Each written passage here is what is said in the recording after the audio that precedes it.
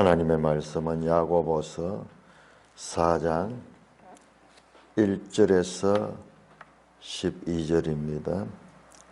야고보 4장 1절 너희 중에 싸움이 어디로부터 다툼이 어디로부터 나느냐 너희 지체 중에서 싸우는 정욕부터 나는 것이 아니냐.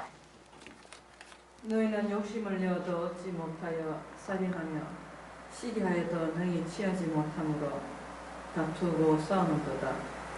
너희가 얻지 못하면 구하지 아니하기 때문이요 구하여도 받지 못함은 정욕으로 쓰려고 잘못 구하기 때문이라. 가늠한 여인들아 세상과 복된 것이 하나님과 원수됨을 알지 못하느냐.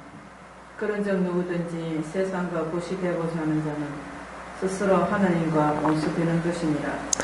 너희는 하나님이 우리 속에 거하게 하신 성령이 시기하기까지 사모한다 하신 말씀을 헛된 줄로 생각하느냐. 그러나 더욱 큰 은혜를 주시나니 그러므로 일렀으되 하나님이 교만한 자를 물리치시고 겸손한 자에게 은혜를 주신다 하였느니라. 그런즉 너희는 하나님께 복종할지어다. 마귀를 대적하라. 그리하면 너희를 피하리라. 하나님을 가까이 하라. 그리하면 너희를 가까이 하시리라. 죄인들아 손을 깨끗이 하라. 두 마음을 품은 자들아 마음을 성결하게 하라. 슬퍼하며 애통하며 울지어다. 너희 웃음을 애통으로 너희 즐거움을 근심으로 바꿀지어다. 주 앞에서 낮추라. 그리하면 주께서 너희를 높이시리라. 형제들아 서로 비방하지 말라. 형제를 비방하는 자나 형제를 판단하는 자는 곧 율법을 비방하고 율법을 판단하는 것이라. 네가 만일 율법을 판단하면 율법의 준행자가 아니요 재판관이로다. 입법자와 재판관은 오직 한 분이시니 능히 구원하시기도 하시며 멸하시기도 하시느니라. 너는 누구이기에 이웃을 판단하느냐. 오 하나님 아버지 은혜를 감사합니다.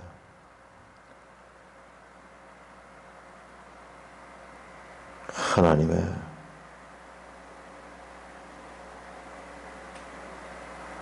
가르침을 생생히 가지고 우리에게 날것으로 전하시는 사도의 말씀을 우리도 생생히 알아들을 수 있도록 성령 하나님 친히 지도하여 주시옵소서. 예수님 이름으로 감사하며 기도드리옵나이다. 아멘.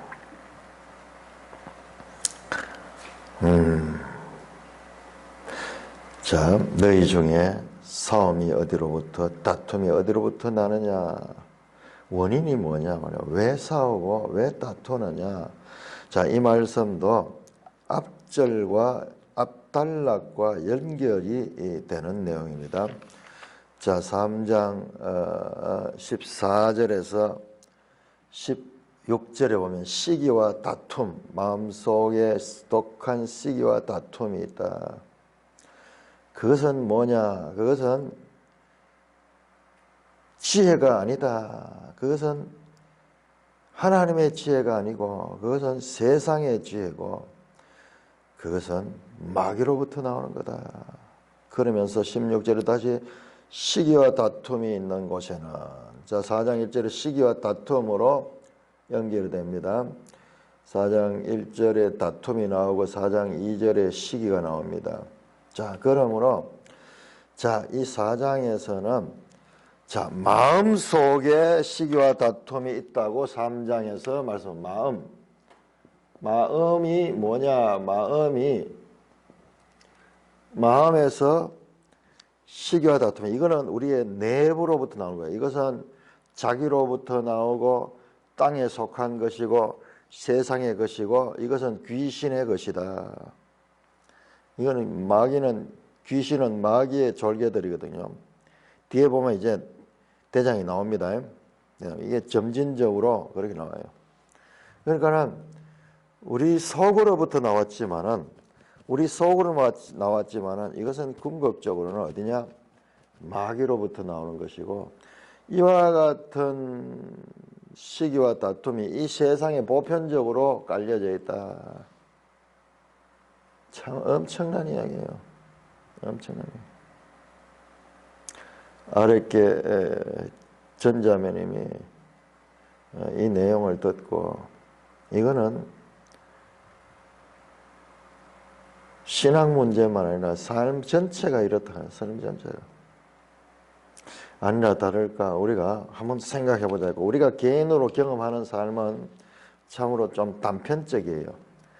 그러나 드라마, 소설 이런 데를 보면은 정말 그 인간의 보편적인 문제들을 다루고 있는데 그 내용들이 전부 이런 거예요. 참. 자, 그래서 시기와 다툼은 어디서 나오느냐? 마음으로부터 나오고, 이것은 귀신의 것이고, 정욕의 것이고, 땅 위의 것이고, 이게 전부 사람을 가리키는 거야. 죄로 인해서 타락된 인간의 모습은 땅에 속한 자, 하늘과 단절된 땅에 속한 것이고, 그래서 땅 위에 지혜롭다는 사람들이 추구하는 것이 철학이거든요. 철학 사상을 보면은 궁극적으로 하나님을 무시합니다. 인간의 이성을 중심으로 만들어버려요. 그래서 허무주의 나오고, 그 다음에 실존주의 그러면서 다 이 땅에 속한 거예요. 그 다음에 정욕의 것이요. 이런 단어가 중요해요. 푸시키코스. 육신에 속한 것이다 하는 그런 거예요. 하나님과 분리된 인간의 것입니다. 그럼 인간은 원래는 안 그렇지만은 하나님과 단절된 인간의 죽을 수밖에 없는 육신, 정욕이에요. 그 다음에 이것이 원인이 타락한 천사인 귀신들의 것이다. 이거는 마귀의 군대들이에요. 그래서 시기와 다툼이 난다. 우리 앞에서요. 자, 이건 나쁜 거죠. 우리 다 싫어해요. 시기, 다툼, 이거는 믿는 자나 믿지 않는 자나 그 속에 살면서도 이걸 싫어해요. 그런데 하나님께로부터 오는 것은 위로부터 오는 것이고, 그 다음에 여기에 모든 좋은 것, 좋은 은사와 온전한 선물들, 이 땅에 살면서 빛들의 아버지께로부터 오는 것은 다 좋은 거예요. 이게 한마디로 선한 거예요, 선한. 이건 한마디로 악한 것들이 악한 것.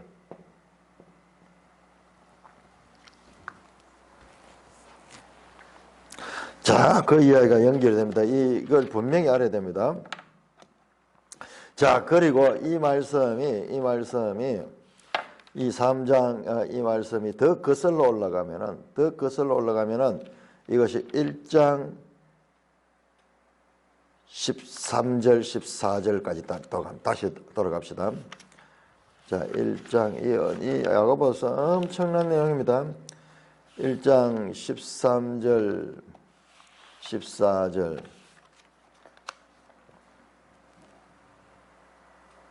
14절 보겠습니다. 14절 오직 각 사람이 시험을 받는 것은 자기 욕심에 끌려 미혹된다. 자기 욕심, 마음 심자 들어갔죠. 마음입니다. 자, 여기가 죄의 출처예요. 출처. 죄의 근원입니다. 근원. 죄의 원인입니다. 원인. 자, 이것이 어디로부터? 마음으로부터 나온다. 이것을 다른 말로 표현하면서 욕심이라고 했다. 욕심. 욕심 한자죠. 마음 심자들하고 욕구, 욕구하다, 바라다, 갈망하다. 그런 뭐를? 죄를 갈망하고요. 죄를 갈망해요. 보세요. 창세기 4장 7절에 하나님께서 가인에게 말하기를 죄가 너를 원하나 너는 죄를 다스릴지라. 죄가 죄를 원하는 거예요. 내가 죄를 원하는 거예요.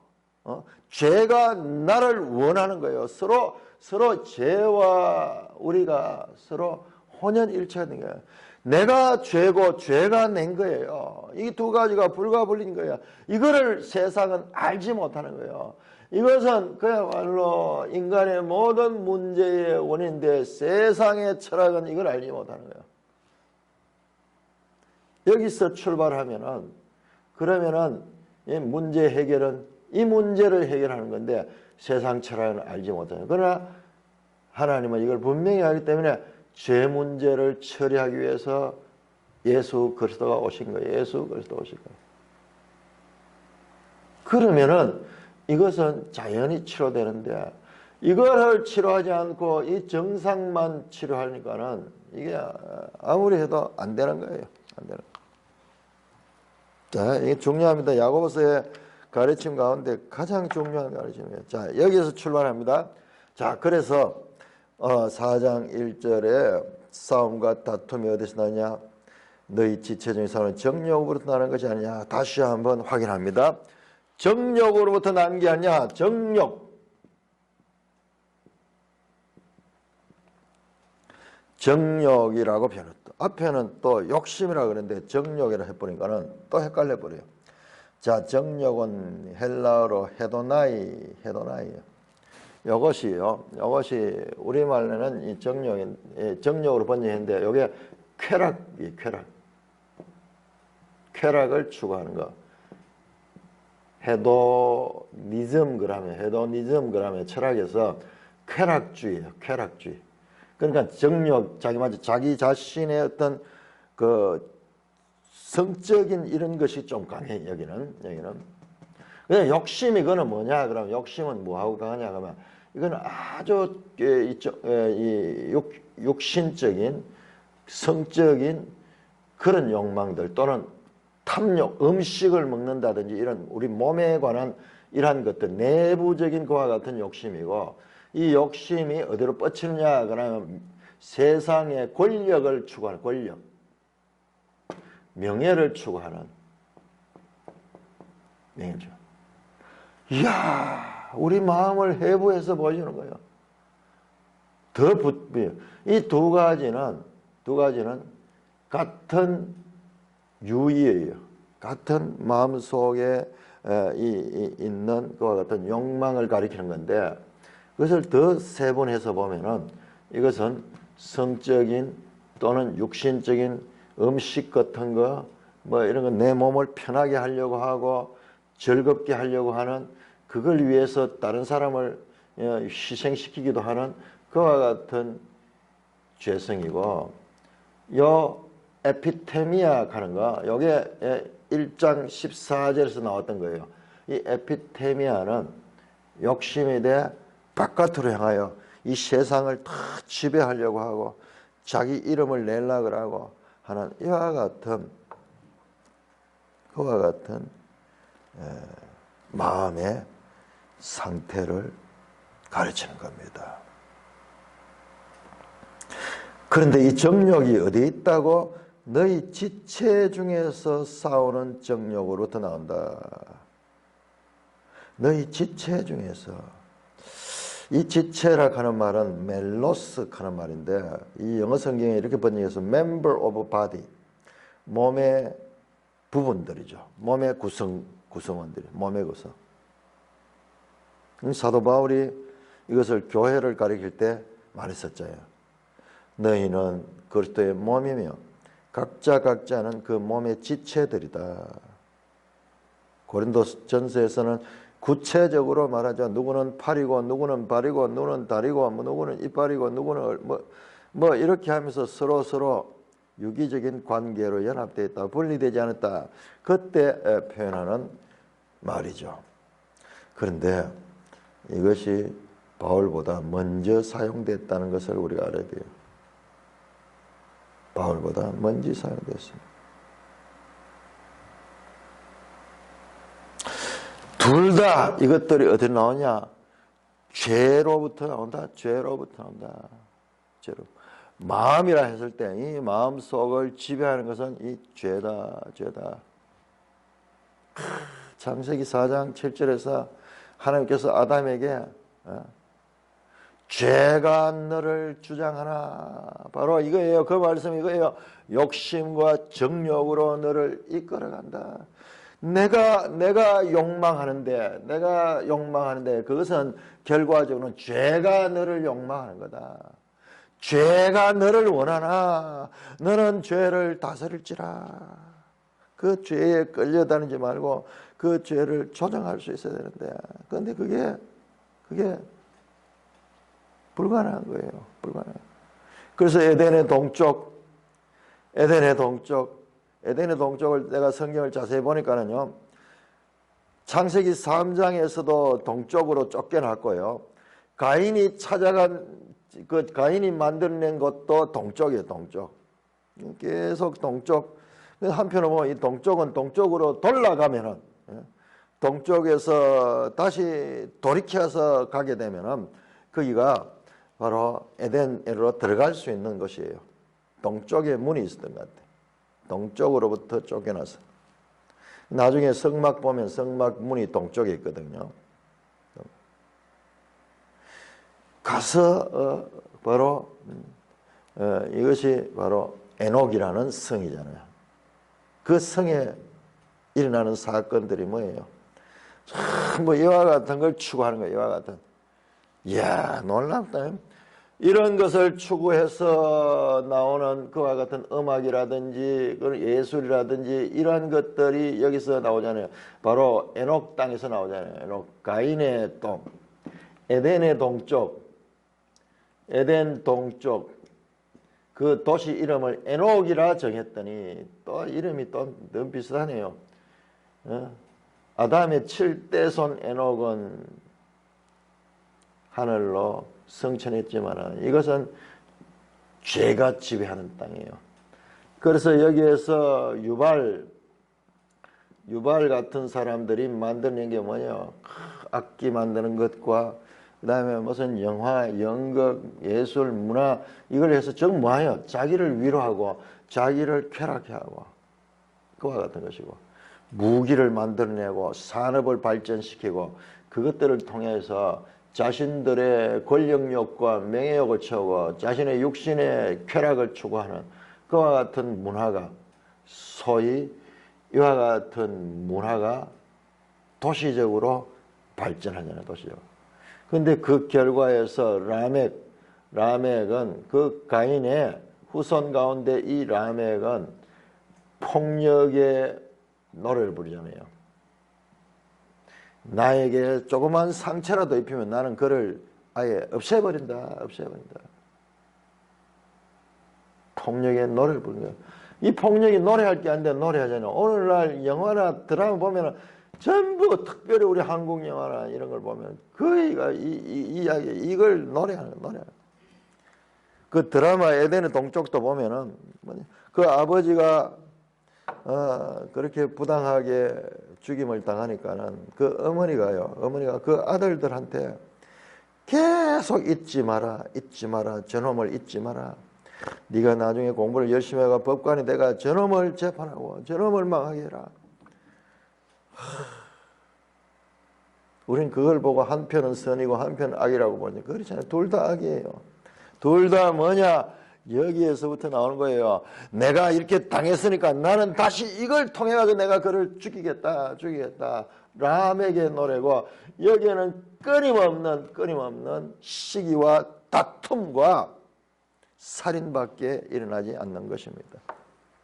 이 짧은 말에 이 엄청난 인류 역사상 근본 문제를 지금 다루고 있는 거예요.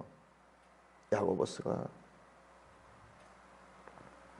자, 너희 지체 중에 싸우는 정욕, 이 정욕 구분됩니다. 이것과 이 정욕과 이 욕심은 구분되는데 여기 욕심이 또 나와요. 거기 보면은 2절에 너희는 욕심을 내어도 얻지 못하며 나오죠. 다시 정욕이 또 나옵니다. 3절에 정욕으로 헤도니스. 자, 이거 나오는데 이거 두 개는 다 마음에부터 나옵니다. 마음에부터 나오는 거. 우리 그리스도인들은 세상이 죽었다 깨도 알 수 없는 이와 같은 인간의 심리적인 마음 속에 일어나는 것, 보이지 않는 이것을 성경 우리에게 가르치고 있는 거예요. 아까 말씀드렸지, 창세기 4장 7절로 가면은 7절에 가면은 하나님께서 말씀하는 설명하지 않아요. 그냥 선포했는데 돌이켜 성경 전체를 찾아서 보니까 바로 이 말씀이에요. 이 말씀. 이것을 다시 정리해 주는 분이 사도 바울이에요. 사도 바울. 자, 로마서 7장 다시 열어보세요. 로마서 7장.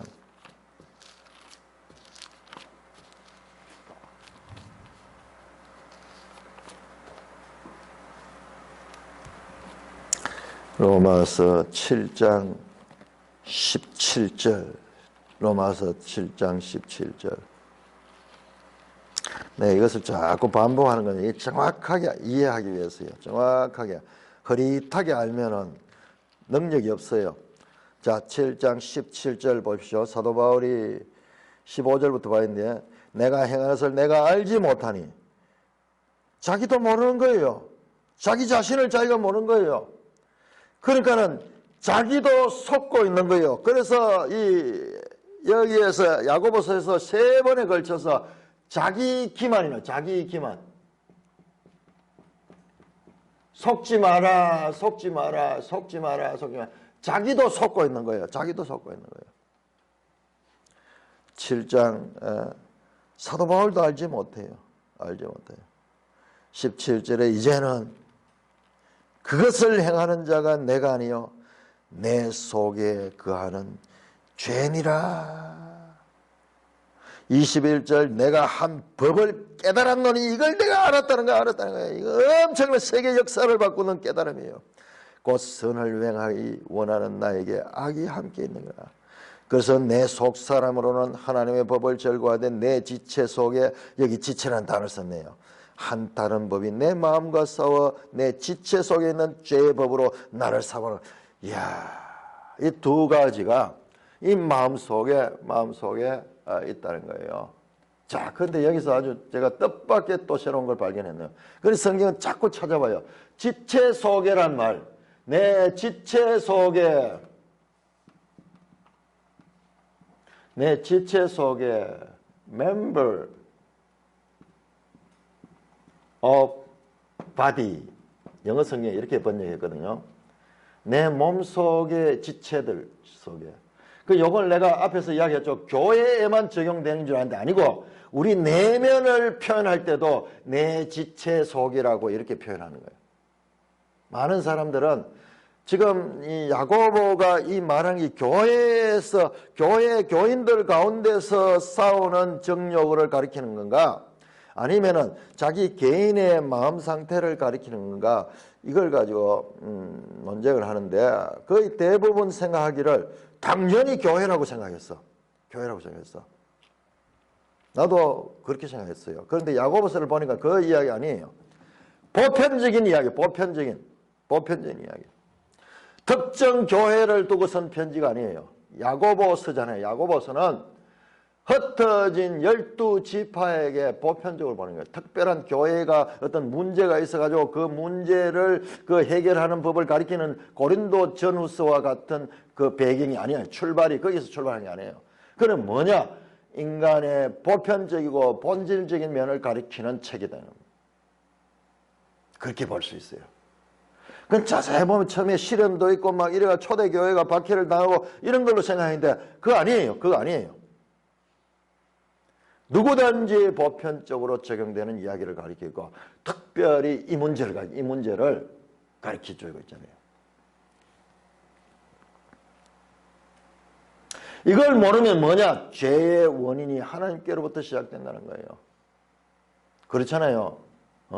사람이 하나님이 모든 걸 지으시고 하나님이 모든 것의 주체자고 주권자이신데 그렇다면은 하나님이 왜 이 죄에 대해서 책망하시는가? 자기가 만들어 놓고 자기도 죄도 자기가 빠지게 해놓고 선악과는 왜 만들었으며 왜 인간이 이렇게 죄의 지배를 받게 되도록 했는가? 그러면요, 성경 전체가 코미디가 돼요. 코미디가 돼요. 지가 해놔놓고 지가 모든 것의 원인이고 지가 모든 사건을 저질러 놔놓고는 에덴 동산도 지가 만들고 사람도 지가 만들고 마귀도 지가 만들고 그래서 마치 함정같이 바라고 거기 빠졌다고 이놈 네가 잘못했지 네 벌 받아야 돼 너는 심판을 해야 돼 그래서 나중에 재림해서 그런 사람을 심판하는 성경 전체가 코미디가 되는 거예요. 코미디가 되는 우리 속에는요 근본적으로 그와 같은 회의를 가 있는 거예요. 믿지 않는 사람들의 이야기 보세요. 우습잖아요. 뭐야 이게 말도 안 되는 이야기야. 말도 안 돼. 그거를 지금 끊어내는 거예요. 그와 같은 것. 그렇게 미끄러지는 우리 생각에 그건 아니고 죄는 너희로부터 시작되는 거야. 너희는 책임적인 존재인데 그래서 창세기 3장에서 그렇게 자세하게 기록합니다. 뱀이 유혹을 하니까는 그것을 보고 눈으로 보고 듣고 손으로 만지고 감각을 통해서 이 모든 것이 네 마음이 욕심 다 네가 결과적으로 했는 그 문제의 책임은 너한테 있는 거야. 너한테 있는 거야.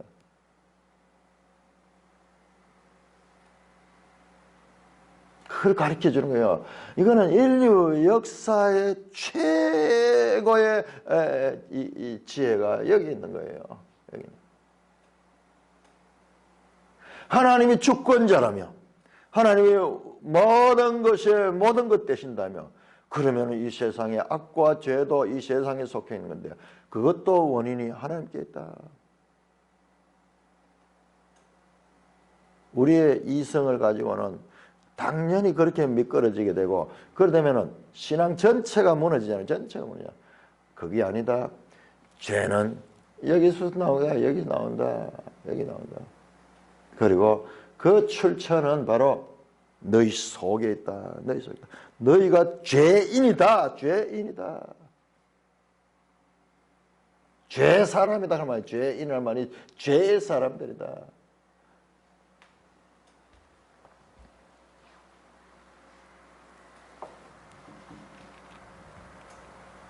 그래서 욥기에서도 내 공의를 무시하려고 너희 의를 세우려고 내 공의를 무시하느냐. 그러면 인간은 어떻게 돼? 의롭게 되잖아요. 책임이 없기 때문에. 책임이 없기 때문에. 의롭게 되잖아요. 너희는 정당하게 되고 너희는 책임을 당하지 않고 그러면 하나님이 모든 책임을 당하게 하려고 하느냐. 이 부분이 명확하지 않으면 안 되는 거예요. 그야말로 우리 기독교 신앙의 초석을 건드리는 거예요. 초석을. 이게 명확하지 못하니까 모든 문제가 있는데 내가 이번에 야고보서를 하면서 깨달은 게요. 이제 성경 하나를 제대로 하면 딴 게 보이는 거예요. 우리 생각은 우리 사람의 생각이라는 것은 아주 우리도 알지 못하는 그와 같은 힘을 가지고 있어요. 하나님이 그런 걸 부어줬어요. 성령께서 그걸 만져주시면은 성경과 성경과를 연결시켜 주는데 일반 서신. 자, 우리가 소홀히 되는 제일 성경에서 소홀히 되는 일반 서신, 바울 서신 이외의 신약의 서신들이에요. 특별히 유다서, 야고보서, 베드로스 전후서, 자 이런 부분들 아주 소홀하게 시급당하고 있고 짧아요. 또 짧고 이런데. 그런데 이것들의 공통점이 뭐냐? 이것들의 공통점이 이 문제를 다루고 있어요. 이 문제를 다루고 있어요. 유다서에도 나오잖아요. 가인 나오잖아요. 가인처럼 하지 마라. 가인처럼 하지 마라. 야고보서와 베드로서는 지금 거의 내용이 비슷합니다. 나중에 이제 우리가 이런 관점에서 봐야 되는 거예요. 자, 이렇게 봤을 때 왜 이들은 그런가? 왜 이들은 그런가? 이분들은 예수님부터 직접 배운 분들, 직접 배운 분들. 예수님이 이걸 가르쳤는 거예요. 예수님의 가르침의 핵심이 이 문제를 가르친 거예요. 이 문제를 제자들에게 가르친 거예요. 그래 제자들이 그걸 아는, 근원을 아는 거예요. 근원을 아는 거예요. 우리가 성경을 공부해 보면은 이거를 모르고 딴 거를 많이 아니까는 어디로 가냐 하면 딴 데로 가버려. 딴 데로. 성경을 가지고 마치 방향을 잃은 나침반 없는 망망대해의 조각배처럼 온 데로 다 흘러가는데 이것은 마치 나침반 같은 거예요. 이거는 마치 모든 성경이 신의 지문이라던 거지. 이 지문이 다 있어. 이 지문들이 모든 성경들.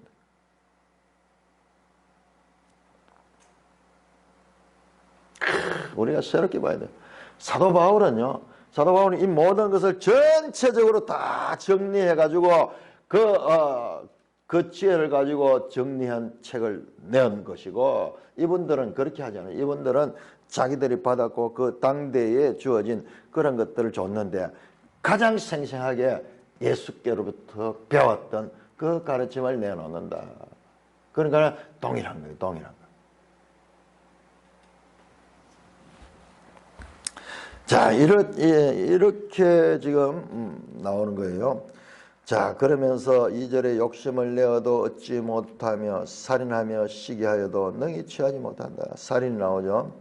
살인, 최초의 살인이 뭐예요? 창세기 4장 8절에서 아담이 아벨을 죽이는 거잖아요. 여기 나와있다. 여기 이제 마귀가 또 나와야 돼. 마귀. 창세기 3장에 마귀, 그리고 속임, 그리고 미혹됨, 그 다음에 살인, 죽음, 사망, 그냥 놔둬도 사망이고, 그런데 그 사망될 사람을 미리 죽여버리는 살인, 이런 요소들이, 이게 알고 보면 인간의 근본적인 문제들인데, 그 문제들이 다 여기에 나옵니다.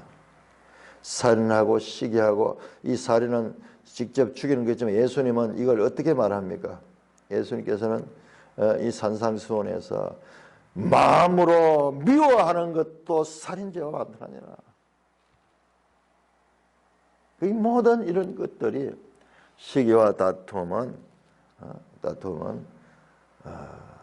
지체 속에 싸우는 정욕. 네, 이야기했죠. 이거 이야기하다 했는데 요거를 공동체로 볼 것이냐, 당시에 교회들을 볼 것이냐, 안 그러면 인간의 내면을 볼 것이냐, 이것 가지고 많은 시는데 당연히 이거로 생각했는데 아닐 수가 있어요. 이거 다를 수 있어요. 공동체 안에 이런 욕심을 가지고 이런 사람들이 이렇게 교회를 시기와 다툼을 일으키게 한다, 그 말씀으로만 봤는데 그게 아니고요. 그게 아니고 그것도 포함될 수 있습니다. 그것도 포함될 수 있는데 더 근본적으로는 이 내면, 우리 속에 요걸 이야기해. 요걸 이야기해. 요걸. 그 요게 공동체 안에서도 사실은 역사를 하는 거죠. 그러나 이 공동체로 보면 이 개인이 빠져버린데, 개인이 빠져버리고 공동체만 이야기하는 게 되면 이 야고보서는 특별한 책이에요. 특별한 책. 그러나 개인으로부터 치면 이건 보편적, 모든 시대 모든 인간에게 적용되는 것이고, 공동체는 1세기의 특별한 어떤 그 지역에 일어나는 문제가 되는 거예요. 그런데 이번에 제가 봤을 적에 이거예요. 이거. 하면 편지 자체부터 흩어져 있는 12지파에게 보내노라, 그렇게 이야기하면서 특별한 교회 이름이 나오지 않아요.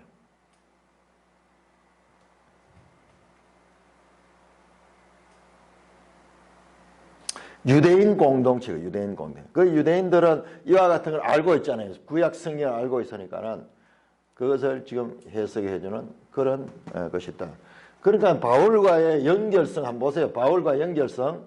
바울이 먼저 쓰면은 야고보가 바울 따라했겠지만 야고보가 먼저예요. 바울과 야고보의 연결성. 이거 이해하는 게 야고보서를 이해하는 데 아주 중요합니다. 바울 사상의 대치 있는 것이 아니라 바울 사상의 원천이 야고보다.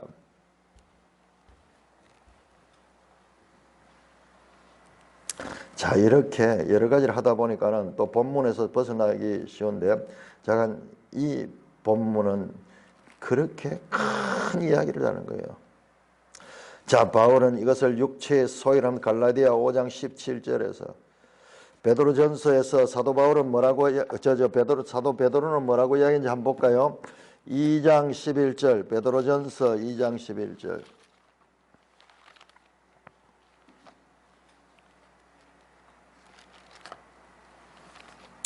베드로전서 2장 11절에서 베드로 사도는 이를 뭐라고 하냐?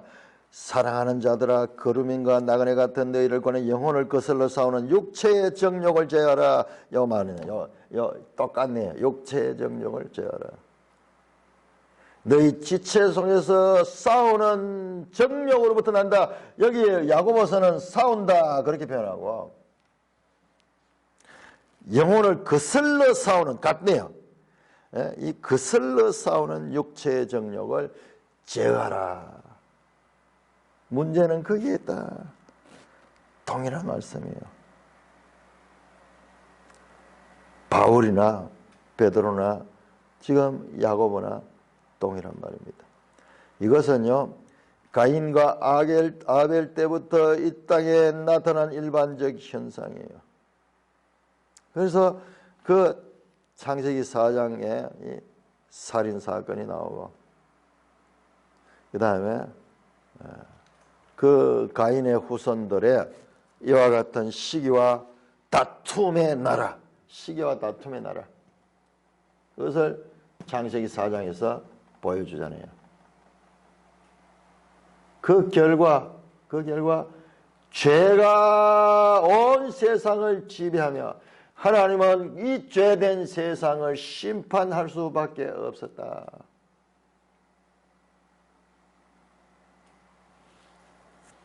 그걸 가지고 홍수 이후에 시작된 나라도 다시 똑같이 이와 같은 길을 가고 있다. 세상은 왜 우리가 이렇게 사는지 알 수 없지만은 우리 그리스도인들은 성경을 통하여 그 원인이 뭔가 알아야 돼요. 바로 이야기. 모든 이 우주적 이와 같은 세계 역사의 이 거대한 수레바퀴는 알고 보면 출발은 요것부터 우리 속에 있는 이와 같은 죄로부터 시작이 되어서 이것이 사회를 이루고 이것이 국가를 이루고 이것이 세계를 이루면서 막 이런 것들이 혼재되어 있으니까는 그 원인이 가려져 있는 거죠. 사실 그 원인은 여기 있는 거지. 모든 것을 이 문제를 해결해야 되지. 알렉산더를 없애고 그 다음에 저와 같은 공산주의자를 없애고 저와 같이 악한 일을 행하는 그와 같은 누구 개인을 없애서 되는 문제가 아니고 마치 뿌리가 뽑히지 않은 잡초처럼 그 갈 잘라내도 또 나오는 게 또 계속 같은 게 나오고 계속 같은 게 나오고 뭐냐. 바로 이 문제예요. 이 문제. 우리는 아무도 알지 못했지만 하나님께서 이것을 아시기 때문에 인간에게 자유의지를 줬지만 자유의지에 준 그 하나님의 은혜가 오히려 죄로 악용되기 때문에 죄를 해결하기 위해서 예수 그리스도, 이 문제를 해결하기 위해서 예수 그리스도를 보냅니다. 그리고 우리 신약의 성도들에게는 이것을 가르쳐 주는 거예요. 그냥 자신이 모든 일을 뚝딱 해치워서 끝나는 게 아니라 너희가 알고 너희가 이 땅에서부터 아는 자들이 되고 그 알을 통해서 살아낼 수 있게 하시고 그리고 마침내 완전히 해결되는 그 땅으로 인도하기 위해서 그리스도인들의 삶의 기본적인 이와 같은 이 지식의 기본 지식, 이것이 없이는 안 돼요. 세상은 이것 없이 인간의 선한 면을 추구한다고 막 하고 있지만 결과적으로는 철학이요. 결과적으로는 신을 죽여버려요. 근대 철학도 하면서 신은 죽었다 그러고 더 인간 중심으로 가버립니다. 죄가 노골적으로 드러나면서 이걸 또 노래하고 있고, 이 포스트 모더니즘 가는 게 이거거든요. 그건 내 마음대로 하는 거야. 내가 중심이다. 내가 하나님이다. 그 사상이에요. 그 사상. 이게 지금 이전까지는 부끄러운 것이라고 숨겨졌지만 이제는 이게 노골적으로 드러내가지고 이것을 추구하도록 하고 있으면서도 이 결과가 무엇인지를 알지 못하는 거예요. 자, 욕심이 우리 마음으로부터 나고 있다. 그 다음에 2절에 욕심을 내어도 얻지 못하고 살인하며 시기하도 능히 취하지 못함으로 다투고 싸우는더라. 그러니까 서로 욕심과 야망을 가지고 살다 보면 남을 눌러야 되거든요. 남을 죽여야 되거든요. 그게 우리 속에서도 지금 마찬가지예요. 우리 내면 속에서도 서로 막 이 선한 마음과 악한 마음이 막 뒤죽박죽 돼가지고 싸우고 있습니다. 근데 왜 너희가 얻지 못하는 거야? 그거는 구하지 않기 때문이다. 구한다는 말은 하나님께 구하는 거예요. 하나님께 구하는 거예요. 1장 5절에 보면요. 너희 중에 지혜가 부족하거든 후히 주시고 인색하지 않으시 하나님께 구하라. 그렇게 나왔어요. 하나님께 구하라. 지혜가 부족하거든 나왔습니다. 이거 다 1장 5절 다시 한번 보세요. 이 야고보서가 어떤 책인가를 알아야 돼요. 1장 5절 보시면은 너희 중에 누구든지 지혜가 부족하거든 모든 사람에게 후히 주시고 꾸짖지 아니하시는 하나님께 구하라.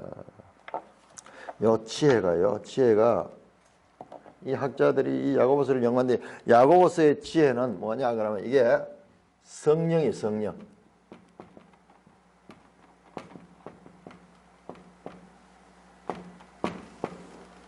그게 그 다음에 나오죠.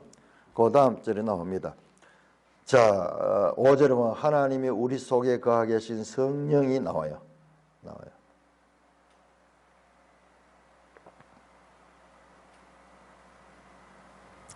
자, 그래서 이것을 구해야 된다.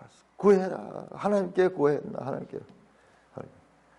그런데 구하여도 받지 못하는 것은 정욕으로 쓰려고 잘못 구한다는 건 악한 동기를 가지고 구한다. 내 자신의 이 정욕을 만족시키기 위한 그와 같은 간구를 하기 때문에 그것이 받지 못한다. 자, 구한다는 건 외부로부터 구하거든요. 외부로부터 도움, 하나님께로부터 구하는데 이게 없으니까 어떻게 하냐. 자기 내면의 끌림. 제가 이 두 가지 이야기를 했죠. 시험이라는 것이 두 가지 의미가 하나는 시험이고 하나는 유혹이다. 그랬죠. 시험은 외부로부터 오는 것이고 그 다음에 유혹은 내부로부터 끌어당기는 거다. 그러니까 외부로부터 구하는 게 없으니까 내부로부터 끌어당기는 것에 딸려가는 거예요. 그러니까는 악한 동기로 구하기 때문에 그것은 하나님이 주지 않는다. 가늠한 여인들아 4절이야. 여기에서 갑자기 신랄한 말씀으로 여기까지 설명하고는 신랄한 말씀으로 사람들을 향하여 당시 교회들을 향하여 말씀해. 가늠한 여인들아. 유대인들은 알아듣죠. 간음이 뭐냐. 매일 성경 주석에 나오죠. 언약 관계를 어기고 우상 숭배를 하는 모습을 가리킨다. 우리가 잠언을 공부하면서 봤던 그 우매 여인, 음녀. 호세아서와 성경 전반적으로 나오는 하나님과의 약속을 버리고 우상을 숭배하는 자들. 그러니까는 여기에 이 간음은 마음으로부터 나오는 거예요. 마음으로부터 나오는 거예요. 이제 그게 해석이 되네요. 탐욕은 우상숭배니라. 골로새서 사도 바울이 말이잖아요. 구약에는 우상숭배를 그렇게 많이 이야기하는데 신약에는 우상숭배 없잖아요. 그 이야기 없잖아요. 그게 어디 나오냐? 여기 나온대요. 유래가. 그 구약에 보이는 그와 같은 우상, 그게 뭐냐? 탐욕이다. 탐욕이 우상숭배다. 구약은 드러난 우상숭배를 보여줬다면 우리 신약에서는 바로 이걸 보니까. 그러니까 우상숭배가 죄인 거예요. 죄. 이게 이렇게 연결돼요. 시기와 다툼과 우상숭배 이 모든 것들이 어디냐? 우리 속에 있는 죄로부터 나온다. 그러니까 우리 마음은 뭐냐? 죄의 좌소예요. 죄의 좌소. 죄의 좌소. 자리가 여기다, 좌소. 죄가 여기에 자리를 잡고 통치하고 있는 것이야. 통치하고 있는 것이야. 그걸 알아야지 이 문제를 해결할 수 있는 거예요. 가늠한 여인들아, 신랄하게 지금까지 이렇게 말씀하시거나 이제 사람들을 향하여 호통을 치면서 신랄하게 말씀하고 있습니다. 세상과 벗된 것이 하나님과 원수됨을 알지 못하느냐. 벗이라는 말이 필리아예요. 필리아, 사랑한다 그런 거. 세상을 사랑한 것이 하나님과 원수됨을 알지 못하느냐. 그런즉 누구든지 세상과 벗이 되고자 하는 자는 스스로 하나님과 원수되는 것이다. 왜 가늠한 여인들을 이야기하냐. 그리고요 5절에 너희는 하나님이 우리 속에 거하 계신 성령이 시기하기까지 사모한다 하신 말씀을 헛된 줄로 생각하느냐. 이거 누가 했을까요? 예수님이 가르쳐 준 거예요. 예수님이. 또는 구약 성경이 가르쳐 주시는 거예요. 요한복음 14장 16절에 17절 26절에 예수님께서 내가 가면은 너희 보혜사 그를 보내줄 것, 그가 너희한테 너희와 함께 거하실 것이다.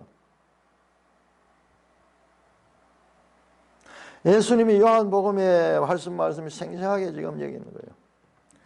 성령이 시기하기까지 사모하신다. 자, 시기하기까지 사모한다. 그 다음에 4절에 가늠한 여인들아, 세상과 하나님 두 여인 사이에 두 마음을 가지고 한 사람만 추구하는 것이 아니라 여기저기 두 마음을 가지고 있어. 그러니까는 가늠한 여인들이네.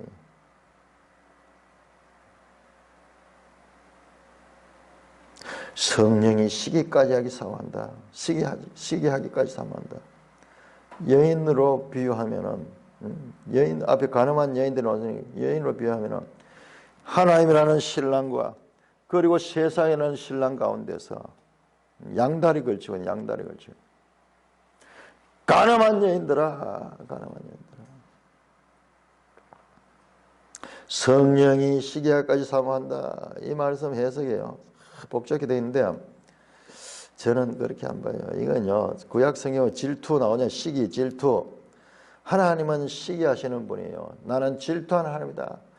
반드시 십계명이고 나오잖아요. 나 외에 다른 신을 섬기지 마라. 나는 질투하는 하나님이다. 이게 우상숭배와 연결되어 있는 거예요. 세상과 벗된 것을 가리키는 거예요. 결혼 개념으로 이해를 하면 이게 이해가 돼요. 결혼 개념. 그런데 이 매일성경도 그렇고 이거는 뭐 성령이 아니고 우리 속에 있는 영 뭐 이런 식으로 이런 번역을 많이 해석을 해놨는데 결국은 그거예요. 간음 나왔고 세상과 벗된 거 하나님 두 남편 사이에 여자가 간음하고 있잖아요. 그럼 뭐냐? 그 남편 되시는 원래 그 계시는 그 하나님도 질투하는 거, 시기하는 거예요. 예? 자기 부인이 양다리 걸치니까는 질투하는 거예요. 사랑하니까는 질투하는 거예요. 그 말씀을 하셨는데 그 말씀이 헛된 줄로 생각하느냐. 실제로 그렇다. 두 마음을 가지고 부정한 일을 하지 마라. 6절 그러나 더욱 큰 은혜를 주시나니 그러므로 일세 하나님이 교만한 자를 물리치고 겸손한 자에게 은혜를 주신다. 요한 잠언 3장 34절을 인용합니다.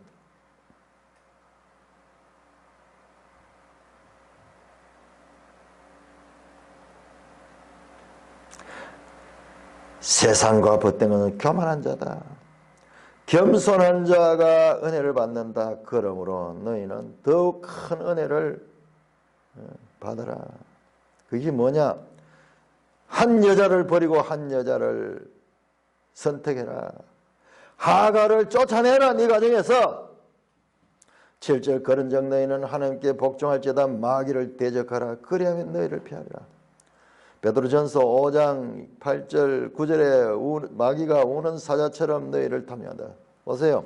일반 서신에 전부 마귀 다르서리고 가인 나오고 이런 그 창세기 3장의 핵심 원리가 그 속에 담겨 있어요. 하나님을 가까이 하라. 그리하면 너희를 가까이 하시라.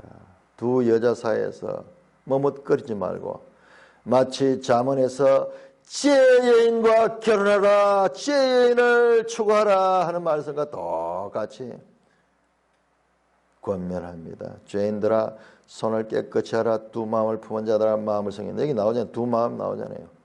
그러니까는 성령이 시기까지 하신다 하는 말이에요.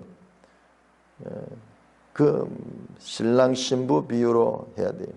남편이 아내가 바람을 피우고 다니니까는 시기하잖아요. 제가요 이 말씀을 잠언에서 확인했는 것이 잠언 6장 34절 35절이에요. 이게 떠오르더라고요. 이거 아주 중요한 말씀이에요. 제가 그렇게 얘기했죠. 부정한 여자, 남편 몰래 간음하는 여자, 이게 재미내가지고 자꾸 하지만 나중에 그 남편이 알게 되면요, 어떤 뇌물이나 어떠한 용서로도 구할 수 없이 그 남편이 눈이 뒤집어서 그를 완전히 없애버려요. 돈을 아무리 갖다 주고 보상을 해줘도 그때는 그게 통하지 않는다. 그렇게 나와요. 한번 볼까요? 잠언 6장 34절. 그 이야기들이 전부 이렇게 연결되도록 되어 있는 거예요. 잠언에서 남편과 아내 이야기가 그렇게 많이 나왔잖아요. 6장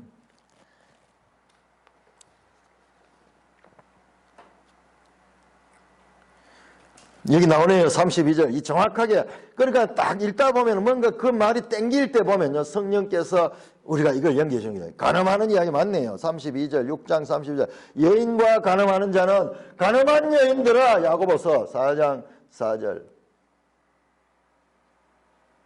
여인과 가는 자는 무지한 자라. 이건 사실 무지한 자예요. 지혜 없는 자예요. 이것을 행하는 자는 자기 영혼을 망하게 하며 상함과 능력을 받고 부끄러움을 씻어 얻기다니 남편이 투기로 분노하여 원수 갚는 날에 용서하지 않고 어떤 보상도 받지 않으며 많은 선물을 줄지라도 듣지 않으면 이와 같은 맹렬한 불의 심판이 있는 거예요. 예수께서 오실 때 재림하셔서 오는 심판 때는 그때는 인정사정 없어요. 그때는 그거 없습니다. 그때는 어떠한 것으로도 해결할 수 없는 거예요. 이 세상도 마찬가지예요. 이 세상에서 간음을 계속 하고 있으면은 그 남편이 알게 되면은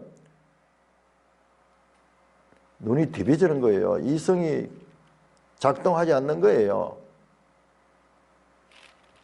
그 결과 어떤 사건, 살인사건이 일어난다든지 이런 것들이 그런 경우에 일어나는 것들이에요. 몰래 먹는 것이 맛있다, 달콤하다, 그래서 숨어서 미래를 즐기는 그런 내용들이 오늘날 넘쳐나는데 그것이 얼마나 어리석인 것이며, 그런 결과는 불쌍하잖아요. 불쌍하죠. 왜? 여기에 이 근본을 알지 못하니까는 거기에 빠져가 있네요. 거기에 빠져 있네요. 우리 그리스도인은 그걸 비난할 게 아니고 불쌍히 여기고 그들에게 바른 가르침을 줘야 됩니다. 슬퍼하며 애통하며 울지어다. 너희 웃음을 애통으로 즐거움을 근심으로 바꿀지라. 주 안에서 낮추라. 그래야면 주께서 너희를 높이라. 지금 두 마음을 품고 네가 좋아하는 이것들을 다 바꿔야 된다. 너희가 기뻐하는 것을 슬픔으로, 너희가 즐겨 추구하는 것들을 애통함으로 바꾸어서 하나님을 복종하라. 마귀를 대적하라. 그런데 아무리 이렇게 해도 어떻게 할 수 있어요? 어떻게 할 수 있어요? 이걸 알아야 돼. 원인이 뭔가를 알아야 돼. 뭐 하지 마라 해서가 되는 게 아니에요. 그 권한을 알고 이것이 얼마나 무서운 것인가. 그 결과가 영원한 사망이라는 것을 알 때 가르치는 거예요. 그건 교회가 해야 될 일이 이걸 가르쳐야 되는 거예요.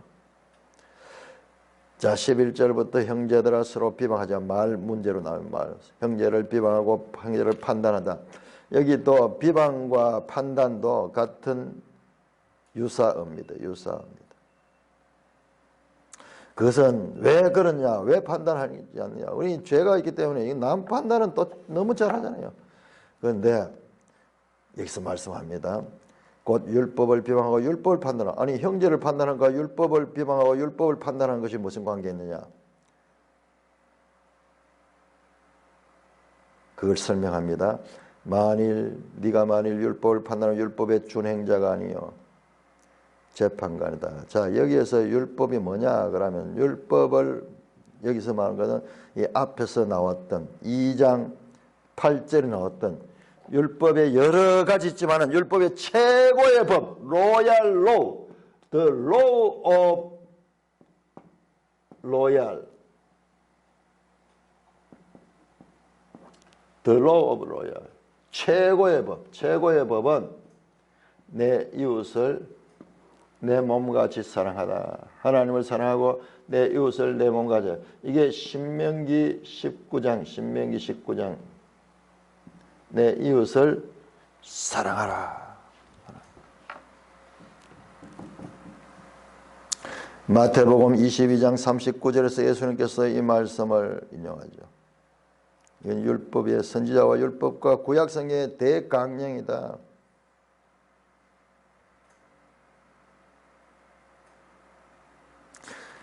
너희가 그 율법을 판단하게 되면은 이웃을 사랑하는 최고의 법을 어기고 그 형제를 판단하는 그것은 율법을 판단하고 만약 너희가 율법을 판단한다면 너희는 율법 아래에 있는 자고 율법은 너희에게 행동의 강령을 가르쳐 주는데 너희가 율법을 판단하니까 네가 율법을 만드는 입법관이다. 입법관 또는 재판관이 되어가지고 그 율법을 가지고 딴 사람들에 적용시키고 네가 준행자가 아니고 재판관이 된다. 입법자와 재판관은 오직 한 분이 오직 한 분. 5장 9절에 나옵니다. 5장 9절에 누구냐? 다시 오시는 예수님이에요.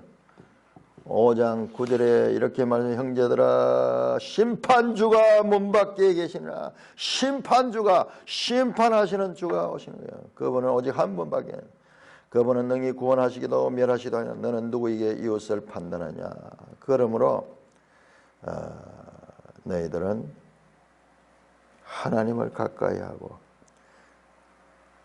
너희들은 하나님의 말씀에 준행하며 하나님을 판단하는 자가 되어지면 되지 않는다.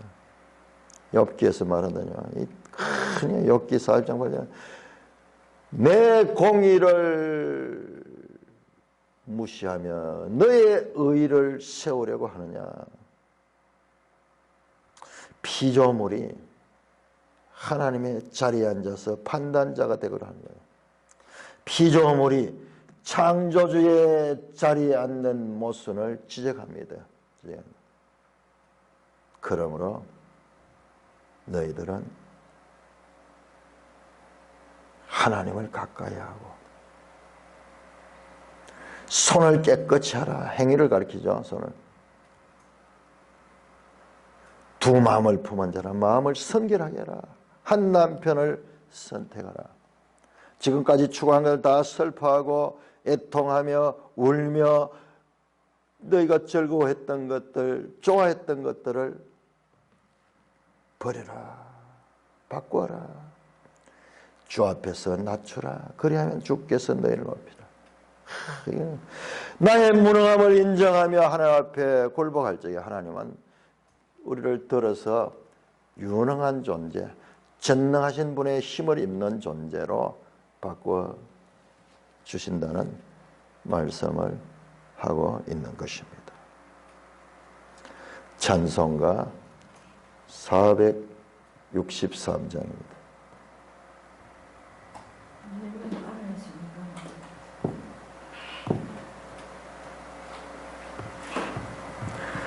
어마어마한 책이죠. 야고보서.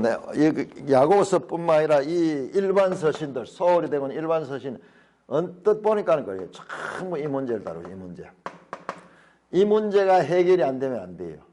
이 문제가 해결이 안 되면 영원히 하나님의 주권과 죄의 책임에 대한 문제가 미제가 돼요. 미제가 된 상태에서는 우리 속에 무의식적으로 늘 하나님의 심판이 코미디 같은 거예요. 말이 안 되는 이야기. 성경 전체가 말이 안 되는 이야기예요. 그렇잖아요. 자문은 외형을 먼저 야고보서는 우리 내면을 가르치고 들여다보게 하고 자문은 우리 외형을 보게 하는 거죠. 이제 그러면서도 자문에 마음에서 모든 문제가 나온다는 것도 가르치고 있어요. 확 풀어져 있고. 그런 단계에 더 많이 보이죠. 그러면 또 바울은 양면을 또. 자, 그래서 자 보세요. 중요한 것은 보물찾기라 한 말이 그 말이에요. 하나님이 그러면 거기 좀 이렇게 정확하게 딱 안 해놓고 그렇게 던져놨느냐 이 말이야. 그런데 예수님을 통하고 그 다음에 여기 이분들이 더 근원은 예수님이에요. 그걸 봐야 돼요. 예수님은 그 핵심을 가르쳐서 제자들 베드로와 이 사람들은 실제 제자들이잖아요.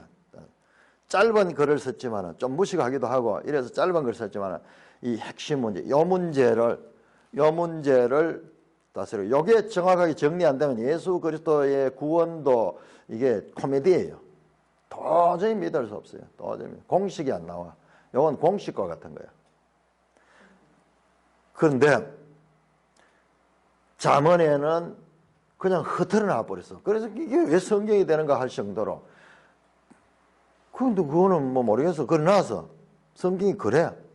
그런데 신약하고 이래 와서 보니까 결과는 뭐냐 하면 더듬어 찾으면은 알 수 있도록 되어 있어. 이것도 우리가 얼마나 읽었는데 이 내용을 우리가 언제 발견했어요? 이건요, 깊이 연구를 하고 신구약을 연결시켜서 이렇게 보면 여기 보이는 거예요. 그러니까 하나님은 이 말씀을 우리가 깊이 연구하는 가운데서 우리가 여기에 묶이게 되고 여기 떠나지 않게 하고 이 맛을 알아서 이 안으로 자꾸 들어가는 거야. 그러면은 우리가 이길 수 있는 거예요. 그런데 이거를 일주일에 한 번씩 슬쩍슬쩍 보고 뭐 건성으로 이렇게 보고 좋은 말씀이나 알고 이래 있으면은 안 되는 거예요. 그러면은 죽는 거예요. 여기에다 모든 것을 다 담아놓고 여기로 너희가 빠지 못하는. 그러니까 여기를 자꾸 읽다 보면은 자연스럽게 연결점을 알게 되고 강조점이 뭔가 연속이 뭔가 이런 걸 알게 되면서 그게 바로 우리 개혁주의예요. 개혁주의. 그래서 웨스트민스터 신앙 고백서도 만들어내고 망망대해와 같은 이곳에서 우리가 좋은 거 뽑아내면요. 왜 전부 지각길 이단들이 나와가지고 전부 문제는 동일하게 지적하면서 대안은 그렇게 다른가 말이에요. 다 달라요. 그런데 그 많은 이 주의 주장 가운데 이 개혁주의 하나가요. 제대로 길을 가고 있는 거예요. 제대로 길을 가는 거예요. 난 정필도 목사님, 우리 합동체거든요. 부산에 제일 큰 교회고, 그래, 얼마 전에 부활